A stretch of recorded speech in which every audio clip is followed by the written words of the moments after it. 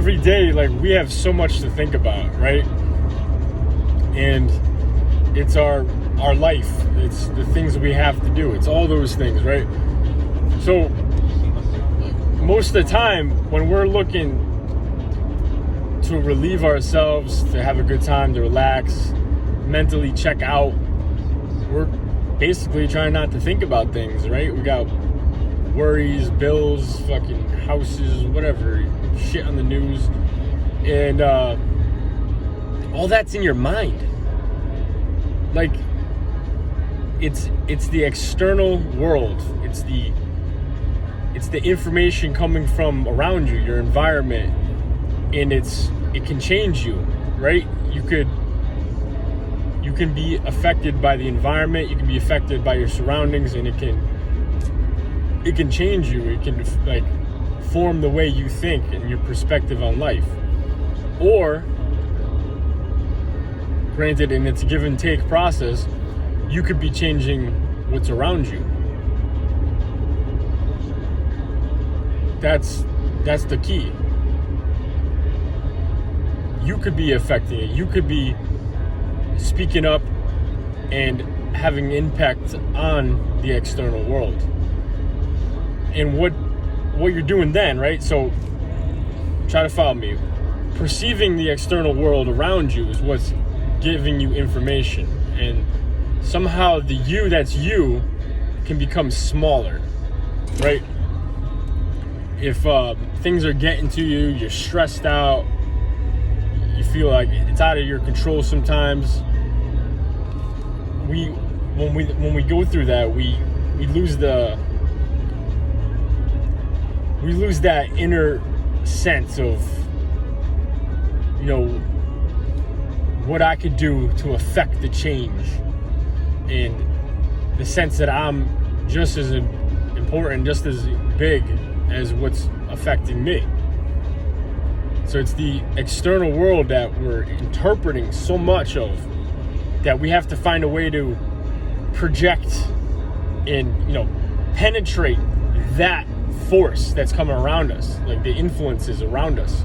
And we got to find a way to contribute and add to it constantly, so that what we're seeing and what we want to change changes, right?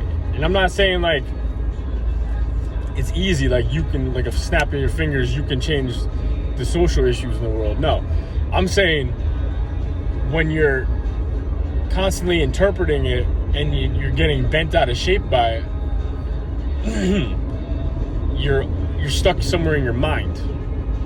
But when you can add to it, when you can speak up, when you're like, oh no, this sucks, this is bad, this is going wrong, oh man, this is horrible. Instead of feeling defeated at that moment, when you're giving in, you're like, this sucks, you know, and it's getting you down. At that moment, you instead can be like, well, what are we going to do about it? And no matter how small, no matter how big the external world is to influence you, you could still have within you the power to be like, what are we going to do about it? What are we going to do to change the world? What are we going to do? You know, and just get pumped up, regardless of what's possible or what's, you know, whether or not you can believe you can make a difference. I'm saying before you get to that rationale, get pumped up and be like, no, I'm going to affect the environment. I'm going to affect the surroundings, because that's what's going to ignite in you the power to do it, no matter what. And then you could be like, well, world peace is possible because I can imagine it. I can imagine it like a movie that already happened, and I can see us all working together, unified, you know? But then when you go to apply and think about the process, it becomes hectic. It becomes more so of a trial and tribulation, like, wow, this is going to be hard to do, then we got to really, you know what I mean, like the solution is not going to be easy, we got to make this happen.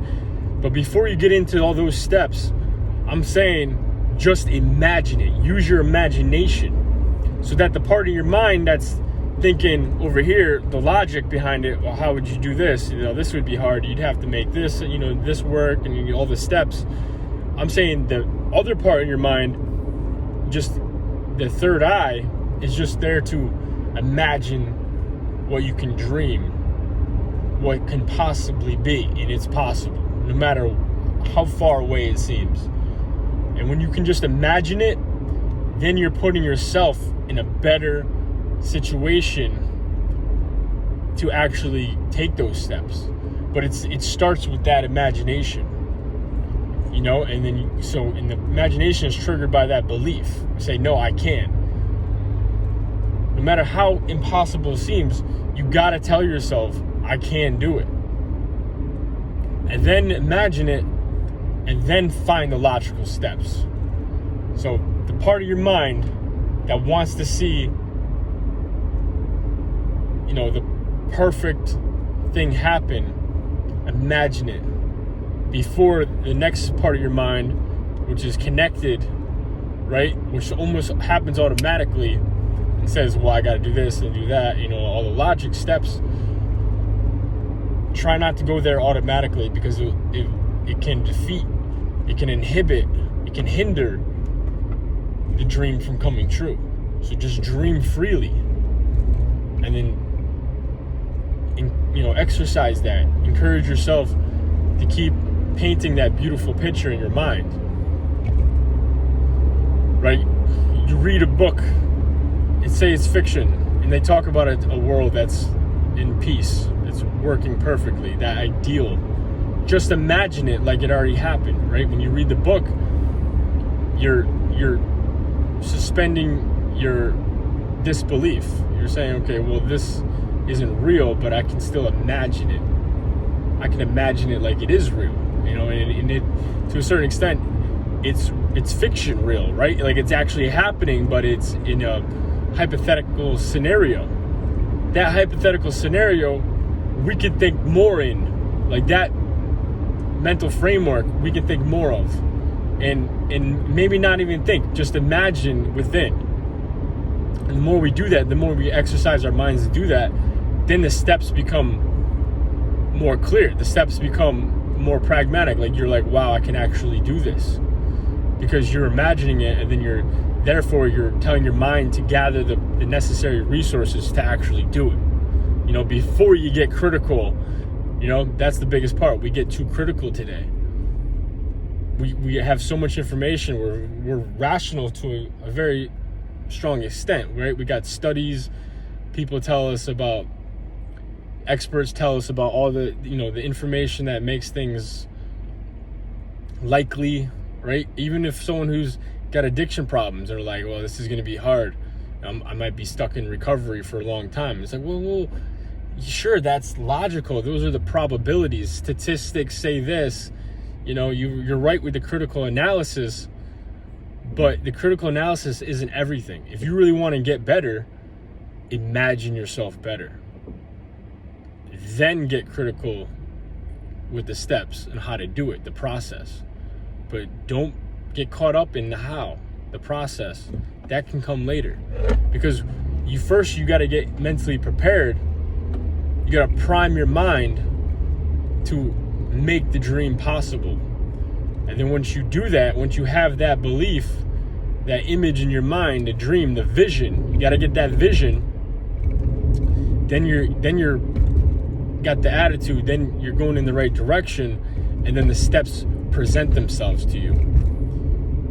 Rather than getting so caught up in the how, the process of making it happen, first have the belief, the vision of it already happening, and then the steps present themselves, right? The path will present itself so that you're ready to take on what's necessary for you to take on, for you to do, in order for it to actually come true.